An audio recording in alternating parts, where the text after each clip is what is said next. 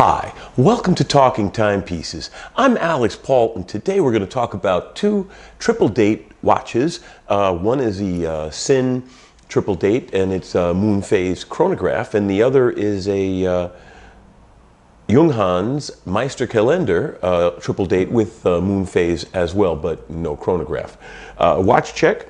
I'm wearing my Omega Speedmaster with a Sniper Bay Zulu strap. It's actually their NATO strap, but I always cut the tabs off because I don't like the extra thickness. But I like the way that you can fold the strap on the Sniper Bay. I bought these a couple of weeks ago, and frankly I gave away all my other NATO straps because I really like the quality of this, and I like the way that the buckle is arranged so that you can do a nice belt buckle kind of fold. So onward to the watches. Now, main watch types, we've got triple-date calendars, which are the two types of watches we're going to look at today. And they tell you the month, the weekday, and the date, and triple date. They usually have a moon phase. That's mostly because the movements that they're either based on or that they use, the Valjoux 7751 and other variants, all offer moon phase. And if you're going to do a calendar function, you might as well put in a moon phase because you've got dials and wheels inside spinning at the proper rates. So if you're going to have to do the month, you can do the moon as well. Now, there is no compensation in a triple date for the month, so you have to reset the date every month. So you have to remember 30 days, has September, April, June, and November. All the rest have 31 except February. Now, in the case of compensation, you just simply roll the date forward. Most triple dates, in the case of the Sinn and the Junhans, they've got pushers to allow you to reset the day of the week once you've changed the day of the month to compensate for the month length. Now, the other thing is they obviously don't then have compensation for leap years because if they can't compensate for months, well, obviously the leap years are kind of out of their reach, aren't they? So, an annual calendar is like a triple date except for the fact that it compensates for months and the length of the months, but not for the length of the leap years. Some annual calendars do not show the month, but they keep track of the month internally, obviously, so they can keep track of the date. Some show the month in a very novel fashion. I'm particularly very fond of the Sky Dweller, the Rolex Sky Dweller, the way they show the month by highlighting one of the calendar markers, indices, to show the month, 12 hours, 12 months. It's a very elegant way, if you think about it, to do it. Now, annual calendars do compensate for the length of the month. They sometimes do not contain a moon phase. For example, the Sky Dweller does not. It goes with a GMT function, which frankly I would find more useful, but the moon phase is prettier. Now, the leap year compensation, of course, in an annual has to be done manually.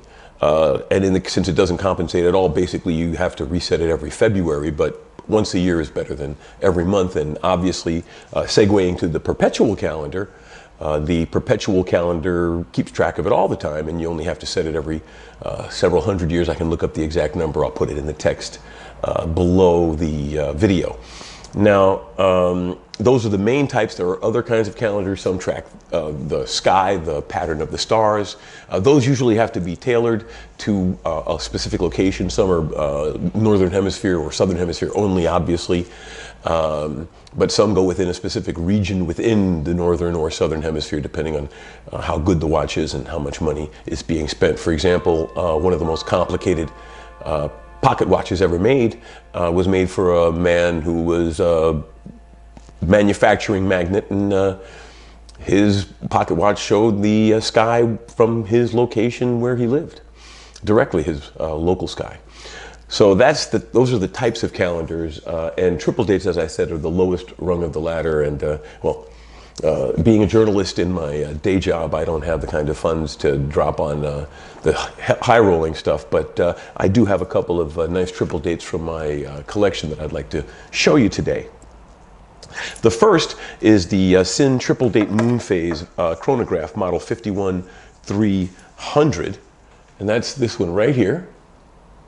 Okay, see if I can get you a nice close-up view of that. You see how pretty that is. It's got the dials month and weekday, and then the day of the month is in the outer ring with a hand pointing to it, and then moon phase in the bottom center, and of course it's a chronograph. I shouldn't say of course, but in this case it is a chronograph, and so you can see the chrono pushers, and you can see the one of the pusher detent holes for the setting of the day of the week, so that it's easy to reset once you change any of the other functions. In fact, that's the only external pusher on this model. The other triple date that I'm going to show you is also has detent pushers in the sides, but in its case it has 4. Flipping it around and looking at the back, you can see it's just a steel back, but watch description, serial number, etc. The Sinn watch, it's a German company, and the watch itself, however, is made in Switzerland, and it uses an ETA 7751 movement, which is quite a popular triple date calendar movement and is used by other manufacturers as well. Its frequency is 28,800 beats an hour, 4 hertz, and it's a 25 joule movement with a 38 millimeter case diameter. In this case, they make the movement in different for a different caliber. I mean, you can obviously put it in a different caliber. This is an older watch, which is why it's a smaller case size, but it's such a beautiful piece, I had to add it. Now, it also has a sapphire crystal, which is quite useful because even though triple dates aren't thought of as a sporty watch design, this one is actually quite a sporty design if you think about it being a chronograph, and it's got a matte case and it's got a sapphire crystal. So this is actually the kind of a triple date you could take to the zombie apocalypse, keep itself in pretty good shape while you have it on your arm banging around. Now the second watch we've got is the Junhans Meister Calendar.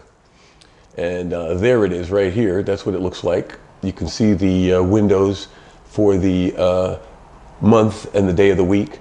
And the date is shown in the subdial in the lower center along with the moon phase.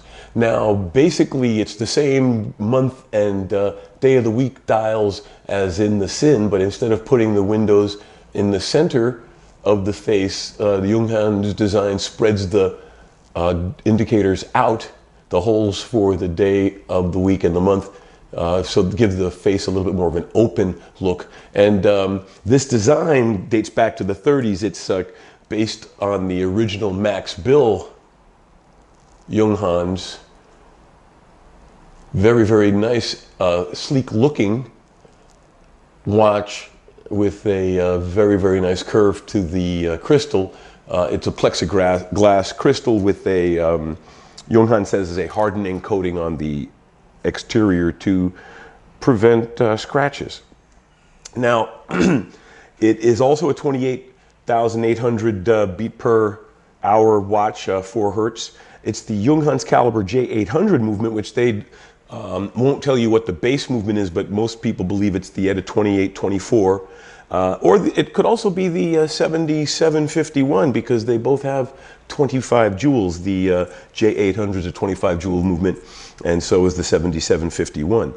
Interestingly enough, the plexiglass face is for aesthetic purposes because they've got a sapphire back for the display, which is a beautiful, beautiful display back. You can see the Côte de Genève on the rotor, and there's also some perlage visible, and it's just a really beautiful piece to look at both from the front and the back.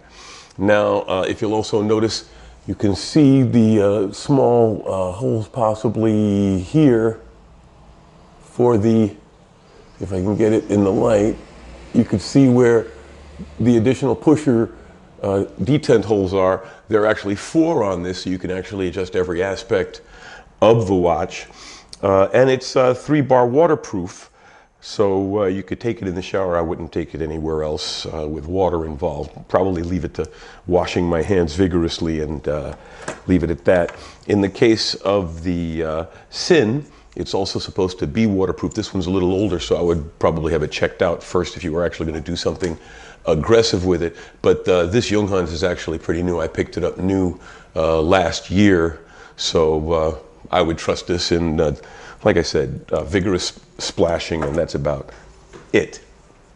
Now, pros and cons. Let's talk about the two different types. Now, the Sinn Triple-Date, one of the things I like about it is that it has the sapphire crystal. It is more rugged, and it is a chronograph, and I'm very, very partial to the chronograph function. The cons are there is no display back. I always like to see a nice movement, and yes, it would reduce some of the ruggedness of the watch, but not by that significant amount for how much I would be willing to put this through, even considering it's designed more as a field watch than as a dress watch. And so I do like that it's a sapphire crystal, a little bit rugged, and the chronograph aspect. What I don't like about it, as I said, is the display back. I am getting a little old, and this is a very, very, very detailed and busy face, so it's hard to read. And because it is a vintage watch, it does have a smaller case, and so I've gotten the comments about, is this a lady's watch and all, and I just give them the stink eye and keep going. The nice thing about the Junhans is that it's got a really big, bold face, and the face design actually makes it wear larger than it is. That's among the pros. It has a very clean design, very big face, and like I said, I love the display back on this piece. It's just a beautiful way to enjoy such a nice movement. Now, the cons is no chronograph. I mean, obviously you can't have everything, and that would make this face equally busy and harder to read. You could look at the plastic crystal as a con from the durability and ruggedness point of view, but I'm going to leave that up to you to decide. You can leave your idea about that in the comments. Okay, so in my opinion, I think the Junhans obviously is the better day-to-day watch for today, but the Sinn just has a nice place in my heart. So if you have any other thoughts about triple-date watches or anything along those lines, please leave some comments below, and maybe I'll either address them in another episode where I'll compare that watch to another watch, like maybe my Sinn Chrono Triple-Date to, for example, I have another Sinn in my collection. We can take a look at those two and the pros and cons and the comparisons from the same company, and I also have another Junhans. So we'll see what happens, and leave me some notes, and I'm just getting this rolling. I'm going to cover as many of the watches in my collection as possible, but if there's anything you'd like me to address, I'd be more than happy to follow up and check it out for you. Thanks a lot for watching.